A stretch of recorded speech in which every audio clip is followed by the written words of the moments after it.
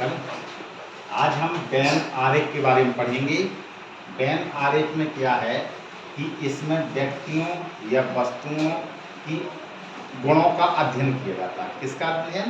व्यक्तियों, वस्तुओं या जीव जंतुओं के गुणों का अध्ययन किया जाता है। वेन डायग्राम इंग्लिश में कहा जाता है और हिंदी में इसको वेन आरेख कहते हैं। एक जोहन वेन साहब थे, जोहन वेन साहब थे, उन्हीं के नाम पर इसको वेन आरेख कहा गया। ठीक है, उन्हीं के नाम पर इसको क्या कहा गया? वेन आरेख कहा गया।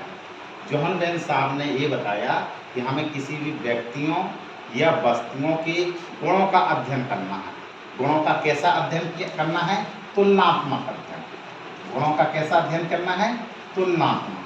अगर हमें कभी भी दो व्यक्तियों या दो से अधिक वस्तुओं या दो से अधिक समूह के गुणों का तुलनात्मक अध्ययन करना है तो उनको हम आरेख के यानी ज्यामितीय आकृतियों के आधार पर हम उसकी तुलना कर सकते हैं।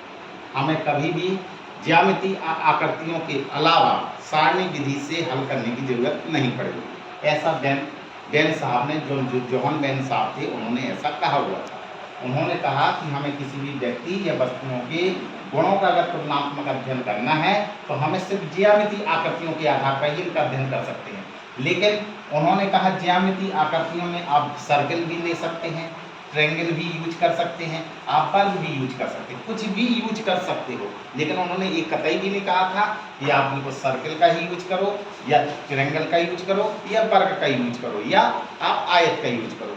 लेकिन ऑथन्स साहब आए तो उन्होंने अपनी किताबों में अधिक से अधिक सर्कल का यूज किया हुआ है, इनका यूज नहीं किया हुआ।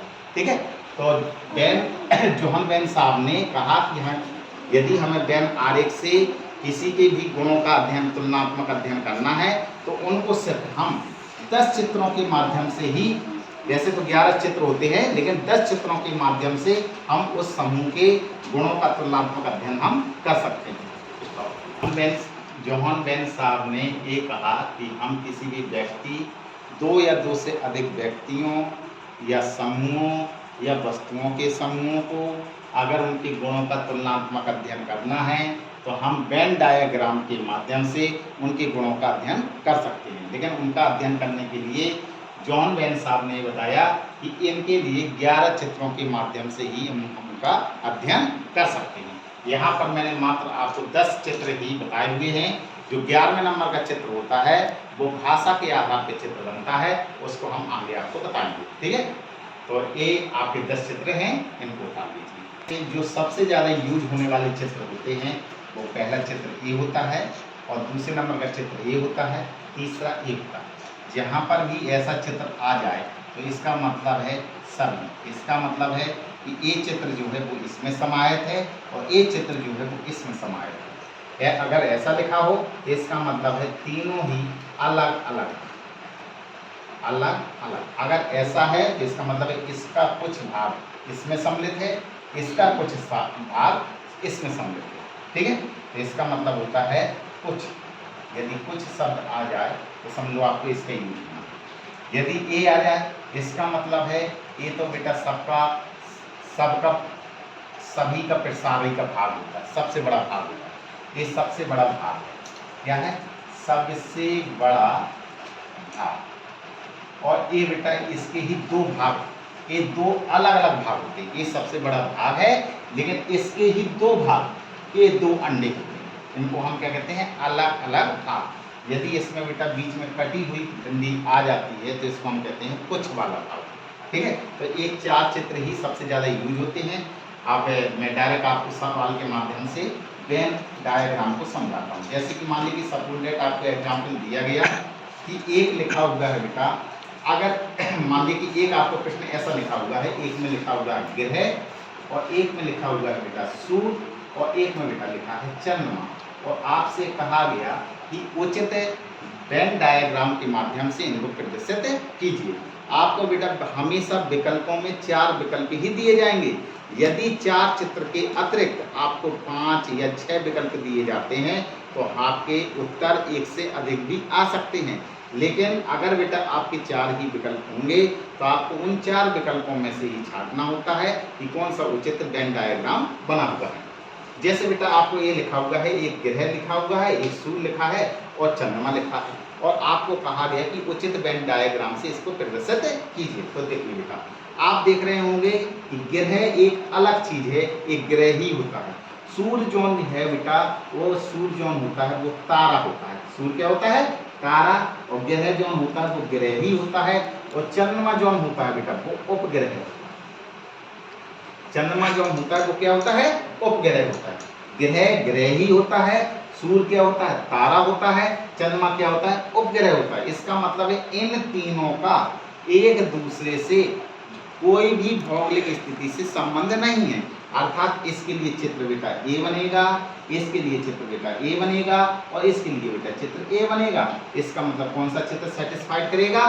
तीनों ही अलग अलग वाले चित्र बनेंगे। जैसे मान लीजिए सपोर्टेड एक और एग्जाम्पल दिया गया, मैंने बेटा लिखा डॉक्टर लिखा है और पिता लिखा है, और आपको बेटा माता लिखा है। डॉक्टर, पिता और माता, और मैंने कहा कि उचित आप वेन डायग्राम से इसको प्रदर्शित कीजिए। तो आप देखेंगे बेटा कि पिता भी डॉक्टर हो सकते हैं और माता भी डॉक्टर हो सकती है। इसके मतलब है कि कुछ पिता डॉक्टर होते हैं और कुछ माताएं भी डॉक्टर होती हैं। क्या आपने ये कभी भी सुना या देखा, या कभी आपको ये पता है कि पिता क्या माता हो सकती है?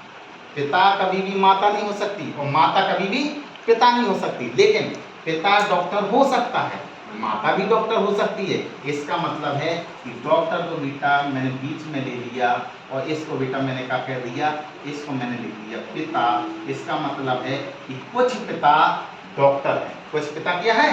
डॉक्टर हैं, या कुछ डॉक्टर क्या है? पिता हैं। और मैंने लिख दिया यहाँ पे बेटा, मैंने आपको लिख दिया माता। इसका कहने का मतलब है कि कुछ माताएं हैं जो डॉक्टर, ठीक है। तो इसका उचित वेन डायग्राम इस प्रकार से होगा।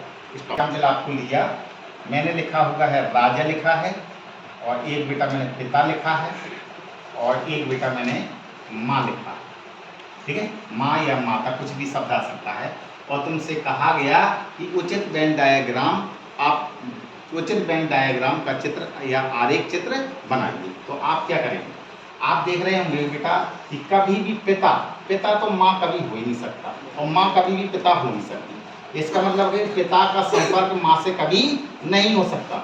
अब ये भी आपको देखिए कि माँ कभी भी राजा नहीं हो सकती, माँ कभी भी राजा नहीं हो सकती। रानी तो हो सकती है लेकिन राजा नहीं हो सकती है। लेकिन पिता राजा हो सकता है और राजा पिता हो सकते हैं। इसका मतलब है कि अगर बेटा मैं एक चित्र आपको ऐसा बना के दे दूं कि यहाँ पे मैंने लिख दिया राजा और यहाँ पे बेटा मैंने लिख दिया पिता, तो इसका मतलब है कि कुछ पिता हैं जो राजा हैं और कुछ राजा हैं जो पिता हैं, और कुछ राजा ऐसे भी होते हैं जिनकी कब तक शादी भी नहीं होती है लेकिन राजा हैं, उनके बच्चे नहीं होते वो भी राजा है। तो इसका मतलब है कि इनके लिए उचित जो चित्र है वो क्या है कि कुछ पिता हैं वो राजा हैं और कुछ राजा हैं वो कुछ पिता हैं, ठीक है। तो इनके लिए उचित डायग्राम ये आएगा। लेकिन माँ का कोई दूर दूर तक संपर्क नहीं है, इसलिए माँ बेटा अलग बन के आएगा, ठीक है। अगर जैसे बेटा मैंने एक एग्जाम्पल और लिखा, मैंने लिख दिया बेटा भारत और मैंने लिख दिया एशिया और मैंने लिख दिया दिल्ली। भारत, एशिया और दिल्ली, और मैंने कहा इसको उचित डायग्राम चित्र द्वारा प्रदर्शित कीजिए। तो आप कैसे इसका वेन आरेख बनाएंगे? तो आप देख रहे होंगे कि एशिया बेटा एक महाद्वीप है। एशिया क्या है? महाद्वीप है। और एशिया में क्या आता है? भारत। और भारत में बेटा क्या आता है? दिल्ली। दिल्ली, दिल्ली एक क्या है? आपका केंद्र शासित प्रदेश है। और किसका केंद्र शासित प्रदेश है? भारत का। तो इसका मतलब है ये अगर मैं बड़ा वाला ले लूँ एशिया और इससे जो छोटा है उसको लिख दूँ मैं भारत, तो बेटा अंदर इसके अंदर क्या आएगा? दिल्ली। क्या आएगा बेटा? दिल्ली। जी आपका दिल्ली। समझ में आया? तो इसका मतलब है कि आपको उचित डायग्राम चित्र ऐसा। एक और एग्जाम्पल लेते हैं। जैसे कि मान लीजिए कि मैंने एग्जाम्पल आपको दिया कि मैंने लिख दिया फल लिख दिया, सेब लिख दिया और मान लिया कि मैंने केला लिख दिया। फल, सेब और केला, और कहा गया उचित वेन आरेख चित्र बनाइए। तो आपको बेटा देख रहे होंगे यहाँ पे जो फल है, फल क्या है? सेब। सेब एक फल है, केला भी एक क्या है? फल है। तो इसका मतलब है कि फल तो बेटा सबसे बड़ा हो गया। जी आपका सबसे बड़ा भाग कौन है? फल। और फल के ही भाग कौन से दिए हुए हैं? सेब और केला। इसका मतलब है कि सेब कभी भी बेटा केला नहीं होगा और केला कभी भी सेब नहीं होगा। तो जी आपका बेटा केला हो गया। आप अंदर भी बना सकते हैं, बाहर भी। ये सेब, ठीक है। तो इसका उचित जो डायग्राम चित्र होगा वो इस तरीके का होगा। जैसे मान लीजिए कि एक और एग्जाम्पल ले लें। मान लीजिए कि सपोज दैट आपका एग्जाम्पल इस तरीके का आ गया। आपको कहा गया, आपको लिखा विज्ञान, और यहाँ पे बेटा मैंने लिख दिया भौतिक विज्ञान, और यहाँ पे बेटा मैंने लिख दिया रसायन विज्ञान। और आपसे कहा गया कि उचित वेन आरेख चित्र बनाइए। तो आपको कैसे प्रदर्शित करना है? तो आप देख रहे होंगे कि ये विज्ञान के ही भाग हैं। विज्ञान के भाग कौन है? भौतिक विज्ञान, रसायन विज्ञान, जीव विज्ञान, मनोविज्ञान, कृषि विज्ञान। इस प्रकार से सभी प्रकार के जहाँ पर भी विज्ञान शब्द लिखा होगा वो सब विज्ञान के ही भाग हैं। तो यहाँ पे आप देख रहे हैं ये तीनों विज्ञान, ये जो आपके दो लिखे हुए भौतिक विज्ञान और रसायन विज्ञान, ये किसके भाग दिए गए हैं? विज्ञान के। इसका मतलब है विज्ञान तो बेटा बड़ा है, तो ये बेटा विज्ञान हो गया। अब आप देख रहे होंगे भौतिक विज्ञान रासायनिक विज्ञान नहीं हो सकती और रसायन विज्ञान भौतिक विज्ञान नहीं हो सकती। तो जी बेटा दोनों अलग अलग हैं। इसका नाम है भौतिक विज्ञान, भौतिक विज्ञान, और ये बेटा जो दिया गया है इसका नाम है बेटा रसायन विज्ञान। ठीक है। तो ये आपको उचित चित्र स्थापित हो गया। इस टॉपिक कितने प्रकार का होता है? दो प्रकार का होता है। एक जो भाग होता है उसको कहते हैं लॉजिकल